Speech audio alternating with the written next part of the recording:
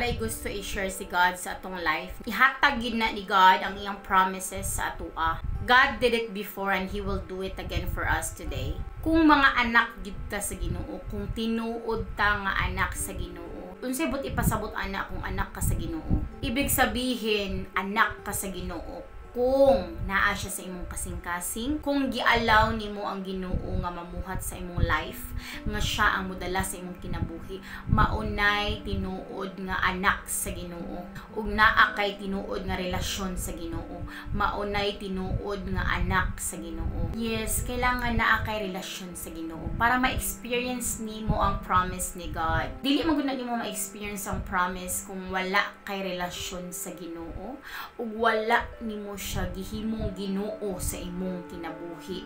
Kung lahi ang imong Ginoo, dili gid na nimo ma-experience. Dili nimo ma-experience ang pagkamilagroso ni God kung wala nimo siya gialaw nga mamuhat sa imong kinabuhi. Unsay but ipasabot kung si God mamuhat sa imong kinabuhi? Ang but ipasabot ana nga mamuhat ang Ginoo sa imong kinabuhi kung siya ang imuhang gihimong Ginoo sa imong life.